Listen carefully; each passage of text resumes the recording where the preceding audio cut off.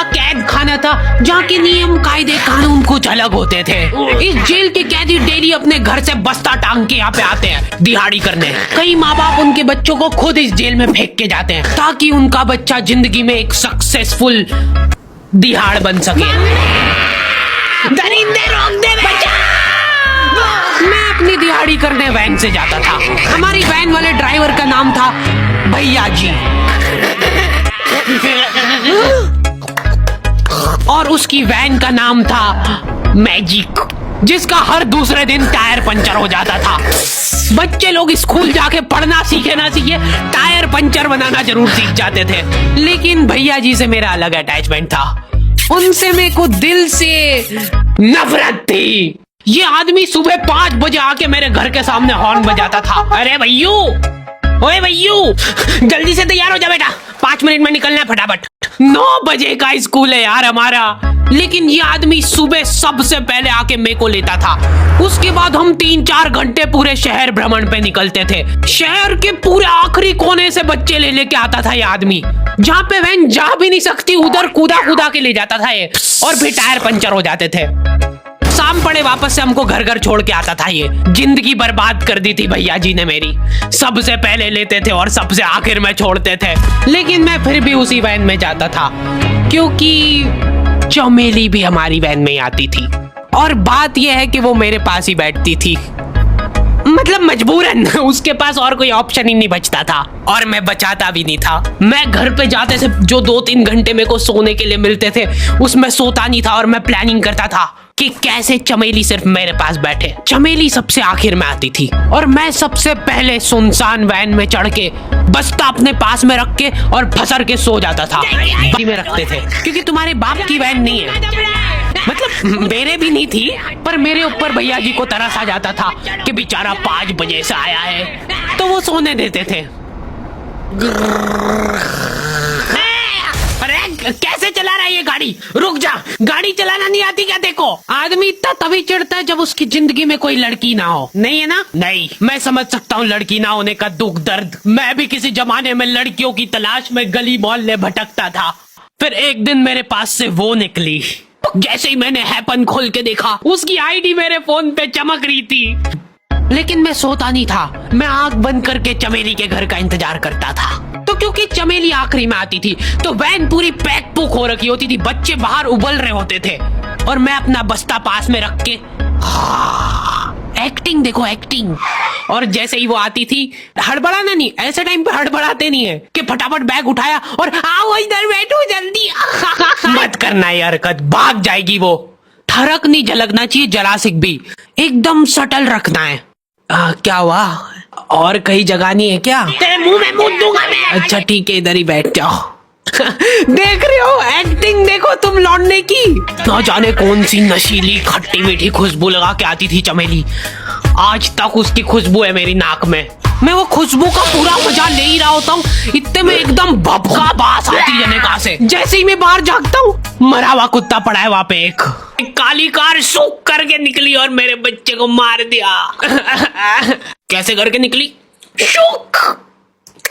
ऐसे नहीं निकली थी, मैं यहीं पे खड़ा था, वो कार आई थी और जैसे ही वो बच्चा नीचे आया तब वो खड़ा, वो बच्चा चिल्लाया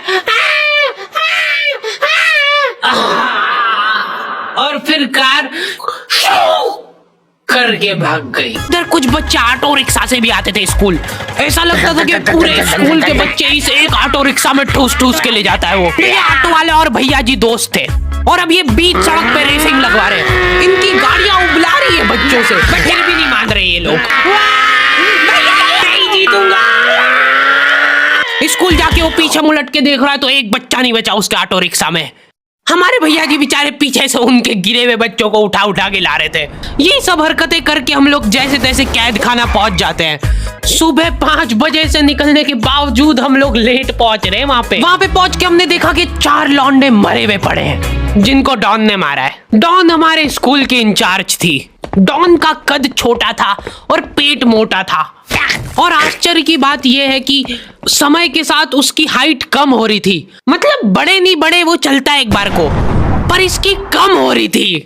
डॉन बहुत स्ट्रगल करके कार से स्कूल आती थी खड़े होके, क्योंकि बैठ जाए तो उसको सामने की सड़क नहीं दिखती थी। वो अलग बात है, खड़े होके भी पूरा नहीं दिखता था। हर रोज 2-4 कुत्ते कुचलते हुए आती थी वो। फिर मेरे को समझ आया कि रास्ते में जो कुत्ते दिखे थे वो खाने में छत पे बैठी रहती थी स्नाइपर लेके। कोई भी कैदी कुछ गलत गतिविधि करता हुआ दिखता था तो वहीं पे, मैडम इनकी लाश का क्या करना है? अरे ये तो आपको पता ही है। कहाँ रह गए थे यार झमू दीदी, फटाफट ये खून वून साफ करो। झमू दीदी बुलेट से स्कूल आते थे और ये अफवाह फैली हुई थी पूरे स्कूल में कि उनके घर पे मर्सिडीज भी है, लेकिन झमू दीदी हम्बल रहना पसंद करते हैं। ऐसा कहा जाता था कि ये स्कूल ऑन पेपर झमू दीदी के नाम पे ही है, पर वो हम्बल रहने के लिए यहाँ पे झाड़ू पोछा लगाती है।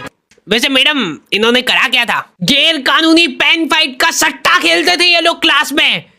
उससे मेरे को प्रॉब्लम नहीं है, मेरे को क्यों नहीं? हाँ, हमारी क्लास में पेन फाइट का सट्टा चलता था। हमारे इधर जो लौंडा पेन फाइट में जीतता था सामने वाले का पेन उसका हो जाता था। कुछ बच्चे अपना सब कुछ दांव पे लगा देते थे और कर्जे में डूब जाते थे। फिर भी वो लोग हार नहीं मानते थे और अपने दोस्त से पेन उधार लेके खेलते थे और वापस हार जाते थे।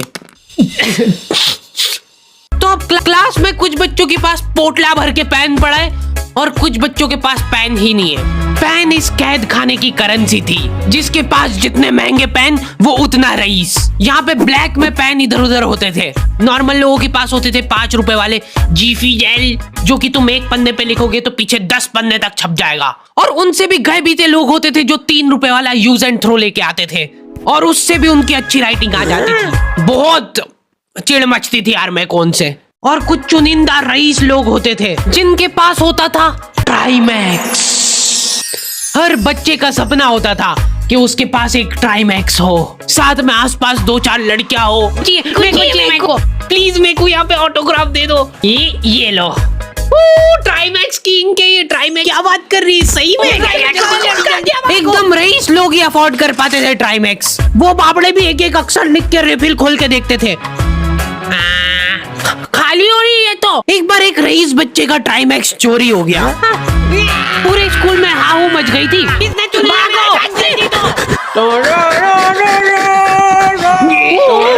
वो देखो, उस दिन हमको पता चला कि वो आदमी दौड़ भी सकता है। आदमी सबसे पहले दौड़ के आएगा, पूरा बैग खोल चोर, और बच्चों के बैग चेक करेगा। स्कूल वालों को भी इसकी सैलरी देते वक्त सबसे ज्यादा आग खरती है। सैलरी किस चीज की? इस आदमी की शक्ल देख के ऐसा लगता था कि ये स्पोर्ट्स की आड़ में वैन वालों के साथ मिलके बच्चों की स्मगलिंग करता है। इस महान आदमी का नाम था भूषण। इसने अपनी जांग पे टैटू करा रखा था, भू अलग जांग पे, सड़ अलग जांग पे। सर कल से खो खो खेलने के लिए कितनी बजे आना है? वो तो बैग चेक करा पहले तू। इन्होंने पूरे कैद खाने के कैदियों को लाइन से खड़ा कर दिया है। पेन हमारी क्लास के बच्चे का गुमा है और पूरे स्कूल में ढूंढ रहे हैं लोग। आखिरी में पता चलता है कि वो बच्चा घर पे भूल के आ गया था उसका पेन। सॉरी बेटा, एक फेट में मुंह देगा।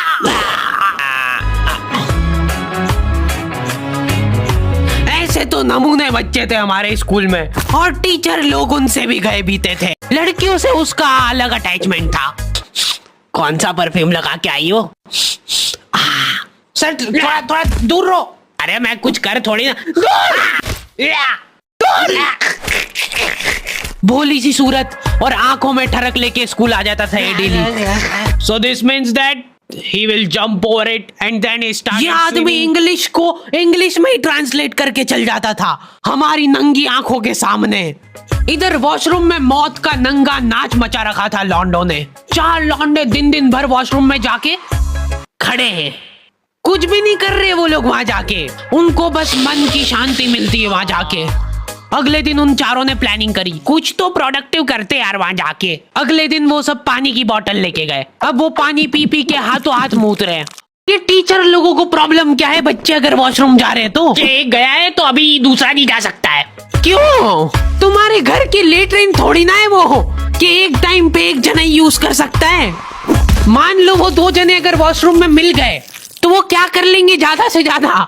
भाई यहाँ का बल्ब निकाल लेते हैं ना। हाँ निकाल लो, फीस भरी अपन ने। लॉन्डो को ऐसा लग रहा है कि इन्होंने फीस भर के पूरा स्कूल खरीद लिया है। 10 लौंडे कॉरिडोर में छाती चौड़ी करके चल रहे हैं प्रिंसिपल के सामने। प्रिंसिपल को इग्नोर कर रहे हैं ये लोग। इनको ऐसा लग रहा है कि इन्होंने फीस भर दी है तो प्रिंसिपल इनके पैर पड़ेगी। उनमें से आधों ने फीस भरी भी नहीं है। हमारा स्कूल बिल्कुल सेफ नहीं था। हमारे वॉशरूम में चोरियां हो जाती थी यार। बल्ब चोरी करने के बाद सब लोग अंधेरे में मूत रहे एक दूसरे के जूते पे। उधर उधर कर। उसके बाद पूरे वॉशरूम में कुछ दिख नहीं रहा है चोरी करने का, तो ये लोग हाँ नल उखाड़ के ले गए।